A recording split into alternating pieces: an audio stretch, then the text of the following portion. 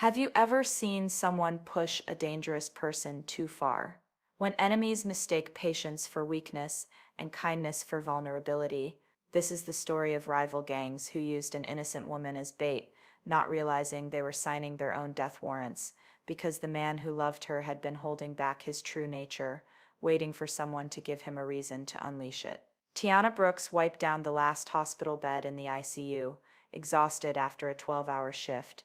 At 28, she was an ER nurse at County General, spending her days saving lives and her nights too tired to do anything but sleep. Her world was blood pressures and IV lines, trauma codes and grateful patients, far removed from the darker corners of Los Angeles. She'd met Ryu Taeyang 6 months ago when he'd been brought into her ER with a gunshot wound to the shoulder. His men had carried him in, grim-faced and dangerous-looking, but Tiana had treated them all like any other visitors, firmly directing them to the waiting room while she worked. "You're lucky," she told Taeyang as she stitched him up. "Another inch to the left and you'd have needed surgery. As it is, you need rest, antibiotics, and to stop doing whatever got you shot in the first place." Taeyang, high on pain medication and surprised by her directness, had laughed. "I'll consider your medical advice." "You should. I'm very good at my job."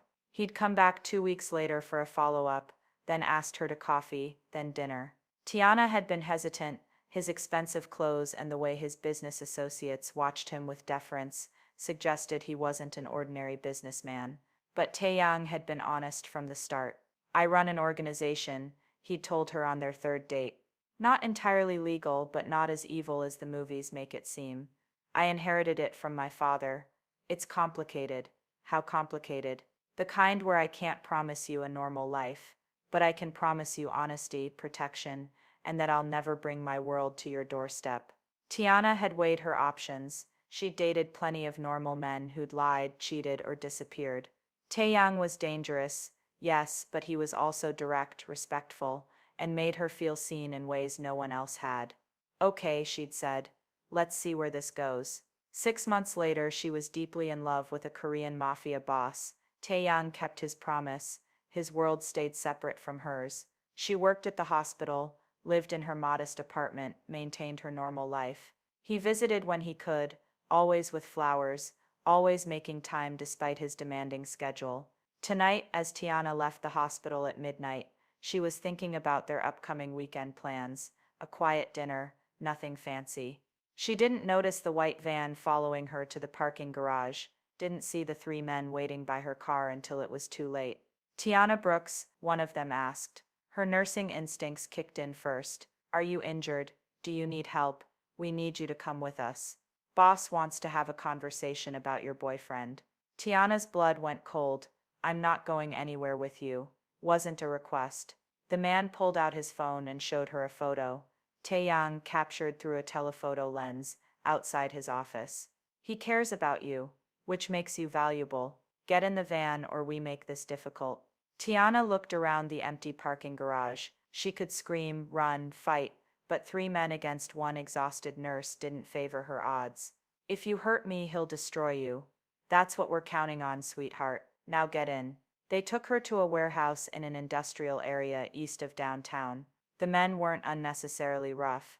This was business, not personal. They sat her in a chair, didn't tie her up, and actually offered her water. "Nothing personal," the leader said. He was Chinese, mid-30s, with the careful manner of someone used to violence, but not enjoying it. "You're bait. Your boyfriend's been stepping on our territory. Our boss, Chen Wei, wants to renegotiate terms." "So you kidnap me? That's your negotiation strategy?" Mr. Ryu doesn't respond to normal channels. He thinks he's untouchable, so we're showing him he's not. You're his weakness. Tiana's nurse brain was working despite her fear. "I need to use the bathroom." The leader gestured to one of his men. "Take her, don't let her out of your sight." In the dingy bathroom, Tiana found a small window, too high and too small to escape through, but she managed to scratch Tiana East Side Warehouse into the paint with her name tag pin. It was a long shot, but if anyone came looking, when she returned, the leader was on the phone, speaking in Mandarin. When he hung up, he looked almost apologetic.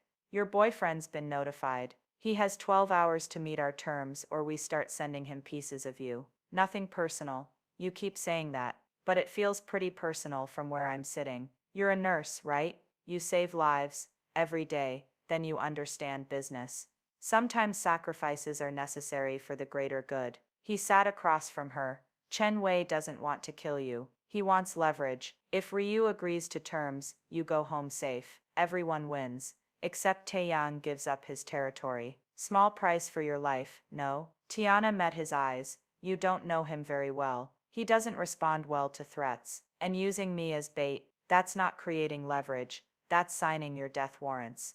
The leader laughed. He's one man running one organization. Chen Wei has connections to the triad in China. We have resources, manpower, weapons. Your boyfriend's smart, he'll negotiate. Tiana shook her head slowly. No, he won't. You've made a fatal miscalculation. Taeyang has been trying to be better, to reduce violence, to modernize his operations. I'm the reason he's been showing restraint.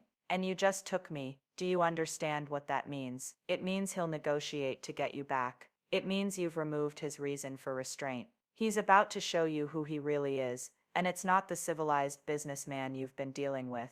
It's the man who took over his father's organization at 25 and consolidated power in 6 months through sheer ruthlessness. You haven't created leverage. You've unleashed something you can't control. Taeyang received the call at 1 a.m. He'd been at his office, working late, when his phone rang from an unknown number. Mr. Ryu, I have something of yours. Chen Wei's voice was smooth, confident. A nurse. Pretty girl. Would be a shame if something happened to her. Taeyang's hand tightened on the phone. His voice when he spoke was calm, the kind of calm that preceded storms. You have Tiana. I do. And I have terms for her return. You cede control of Koreatown's import operations. To me you pay $1 million as an apology for your territorial incursions, and you publicly acknowledge my authority. Do this within 12 hours, and your girlfriend goes home safe. Let me speak to her. There was a pause, then Tiana's voice. Taeyang, I'm okay. They haven't hurt me, but you need to. The line cut off. Chen Wei came back on. She's fine. For now, but Mr. Ryu, understand this. I'm not afraid of you. You've been playing at being legitimate, reducing violence, trying to be respectable. That makes you weak. Accept my terms, or I start cutting off her fingers. Taeyang hung up without responding. His assistant, Park Jin-ho, entered the office. Sir? Chen Wei has Tiana. He's using her as leverage to take our territory. What do we do? Taeyang stood and walked to the window overlooking the city. For 6 months, he'd been trying to be the man Tiana thought he could be. Less violent, more strategic, building legitimacy. She'd been changing him, softening edges he'd thought were permanent. But Chen Wei had just taken her, had threatened to mutilate her, had made her a pawn in a game she never chose to play. Mobilize everyone, Taeyang said quietly. Every enforcer, every associate, everyone who owes us a favor. I want Chen Wei's organization mapped. Every location, every lieutenant, every operation. I want to know where they're holding her. And then I remind Los Angeles why my father chose me to lead. Why I consolidated power so quickly. Why people used to cross the street when they saw me coming. Taeyang turned from the window. Chen Wei thinks I'm weak because I've been showing restraint. He's about to learn that restraint was a choice, not a limitation. Sir, if we go to war with the triads, I'm not going to war. War implies both sides have a chance. Taeyang's expression was colder than Jin-ho had seen in years. I'm going to eliminate them, completely, systematically, until there's nothing left but a warning to anyone else who thinks about touching what's mine. Taeyang's organization moved with precision. Within 4 hours, they'd located 3 possible warehouses where Tiana might be held. Within 6 hours, they'd confirmed the correct location through an informant inside Chen Wei's organization, a low-level enforcer who'd accepted a bribe and a guarantee of protection. But Taeyang didn't move immediately. He waited, planned, and prepared something Chen Wei wouldn't expect: total annihilation. While Tiana sat in that warehouse, unharmed but frightened,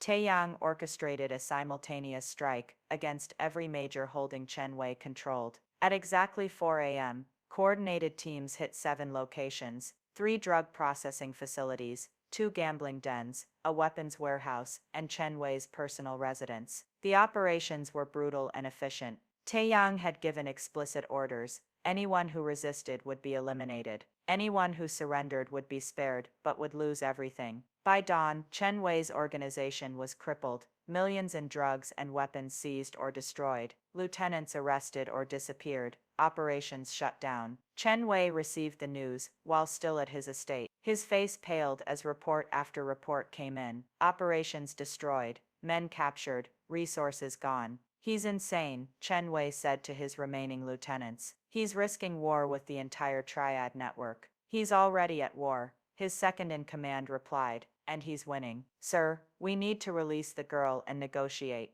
No, she's our only leverage. If we release her, we have nothing. We already have nothing. He's destroyed everything in 6 hours. This isn't negotiation, this is annihilation. At the warehouse, the guards holding Tiana received calls, telling them Chen Wei's empire was collapsing. They looked at each other, then at their prisoner, realizing they were holding the catalyst for their own destruction. We should let her go, one of them said.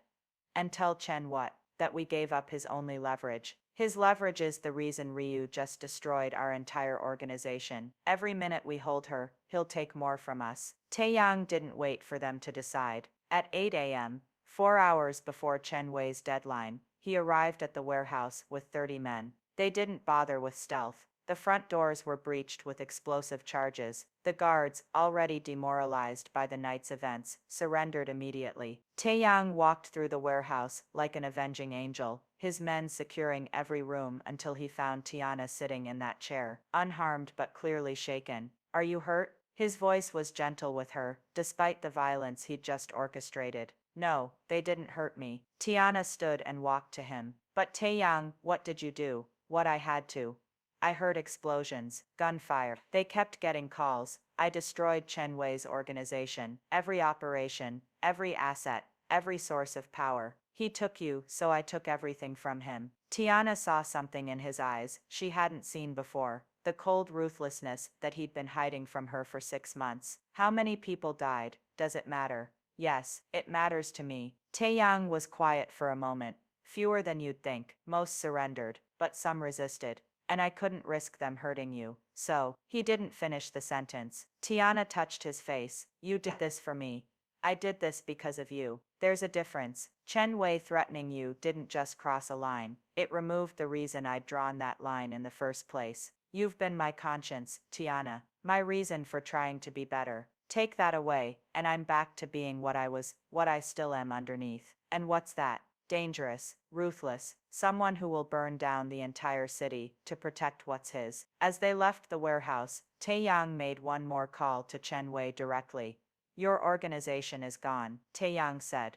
Your operations are destroyed, your men are scattered, and your reputation is ruined. You have 2 choices, leave Los Angeles by sunset and never return, or stay and die. There's no negotiation, no compromise. Choose now. Chen Wei, sitting in his empty mansion, with only 3 guards remaining, chose life. By sunset, he was on a flight to Hong Kong, his empire in ashes. 3 days after her kidnapping, Tiana sat in Taeyang's penthouse, drinking tea and trying to process everything that had happened. The news was covering gang warfare that had erupted and mysteriously ended within 12 hours. Authorities were baffled. Tiana knew the truth. You destroyed an entire organization in one night, she said. I'm not sure how to feel about that. How do you feel? Taeyang asked, sitting across from her. Grateful, horrified, guilty, protected, scared. Tiana set down her cup. They used me as bait because they thought you'd negotiate. They didn't understand that threatening me would have the opposite effect. No one does. That's the miscalculation everyone makes. They think restraint equals weakness. They don't realize it's a choice that can be revoked. Taeyang leaned forward. Tiana, I need you to know something. I tried to be better for you. To be less violent, more civilized, the kind of man you could be proud of. And I was succeeding, until they took you. Then I became exactly what I've always been. Someone who protects what's his at any cost. I don't belong to you like property. No, you don't. But you're mine in every way that matters. You're the person I love, the person I've built my life around. The reason I wake up and try to be better than I was. Take that away, threaten that, and I'll burn the world down. I need you to decide if you can live with that. Tiana thought about the man who brought her flowers, who listened to her hospital stories, who held her gently. Then she thought about the man who'd orchestrated the systematic destruction of an entire criminal organization in 6 hours. They were the same person. "I'm a nurse," she finally said. "I save lives. It's who I am. And you end them when necessary. That should be incompatible. But somehow, with you it's not. Because I know you'd never hurt someone innocent.